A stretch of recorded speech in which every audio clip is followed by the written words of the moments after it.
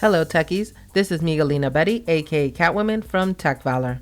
I'll be unboxing the iPhone 14 Pro Max, showing the eSIM process, install the whitestone dome screen protector, and show you if it's compatible with the case. Stay tuned for the video. Not much comes in the box, but I'll let you see what's inside anyway. This iPhone 14 Pro Max belongs to my husband, and I'm setting it up for him. That deep purple color really shines under my studio lights. The right side has a power button. The left side has the silent toggle switch and the volume up and down button. I noticed that the glossy sides are fingerprint magnets. At the bottom there are speakers and the lightning port. Why, hello there. Very pretty. Inside the box is a USB Type-C to Lightning cable and a card telling you to follow the prompts on the phone for eSIM activation. Let's do that right now. I choose English, United States, set up manually. I log into my Wi-Fi.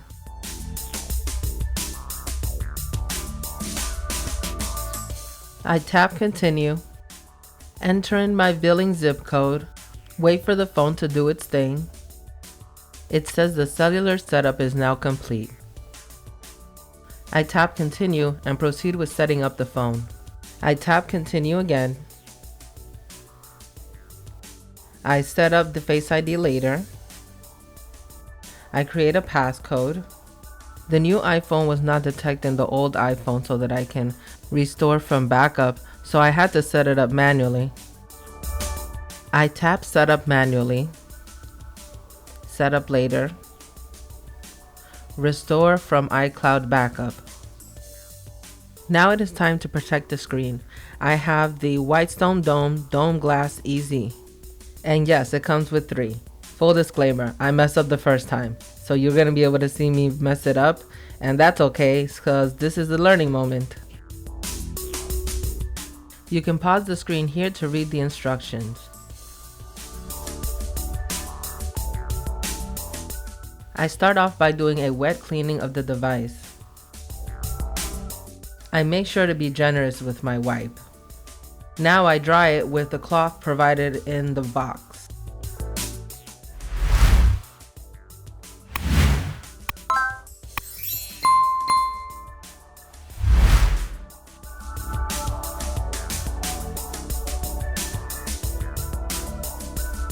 Now I use the dust absorbing stickers to get rid of any dust that could have been left behind by the cloth.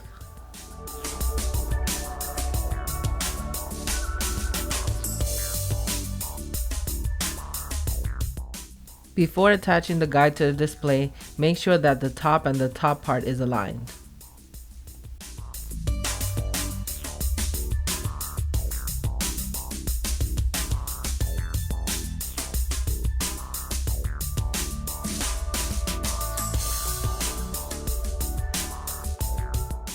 I peel the transparent film from the glass.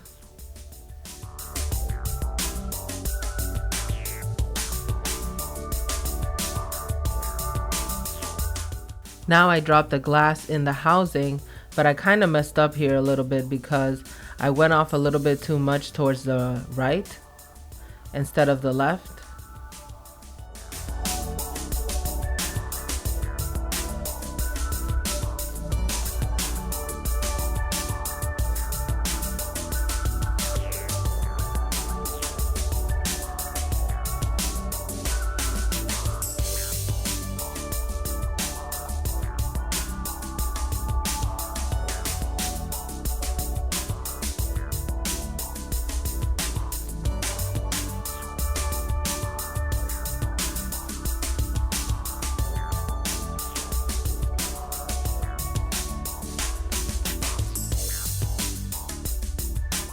It wasn't in there properly, so when I peeled the jig off, it also peeled the glass as well.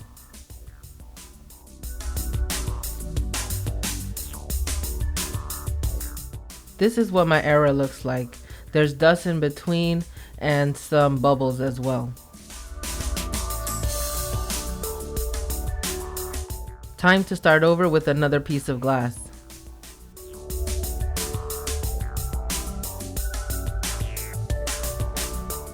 I wiped down the device again and cleaned it, but what I did this time around was I used stickers while the jig was on there so that I could make sure to get out as much dust as possible.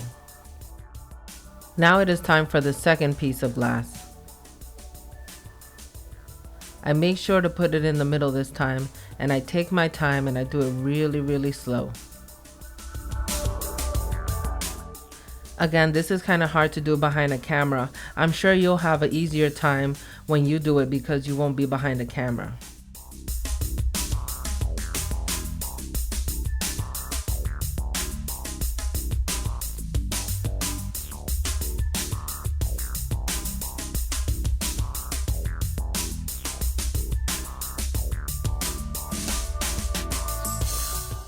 I'm running my fingernails along the edges to make sure that it's in there, and when I lift up the jig, it doesn't come up.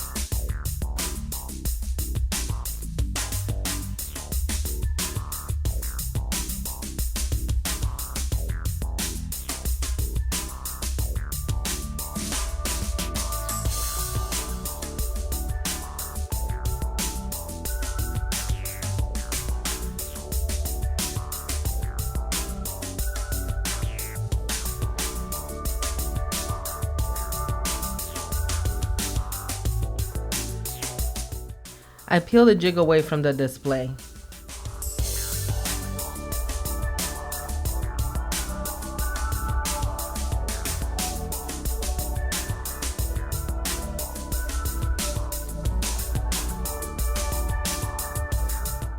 There's a couple of bubbles at the top, but I would say it's successful.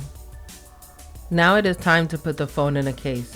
This one has a built-in screen protector, but I'm going to remove it since we just installed the whitestone dome. I removed the built-in screen protector with a butter knife and a microfiber cloth.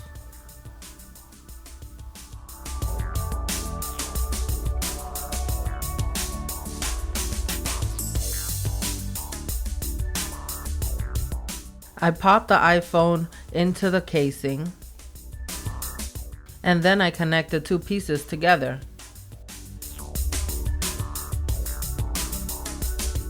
A small bubble did form on the left-hand side, but again, I'll just consider it and leave it alone.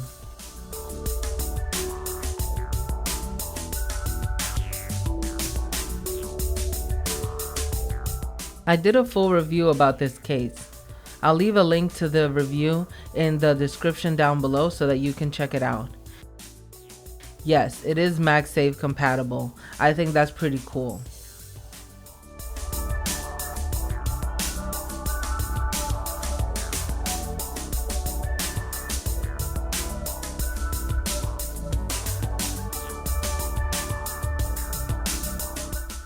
Thanks for watching my video. I'll leave links to all the products I use in the description down below. I'll catch y'all in the next video. Catwoman out!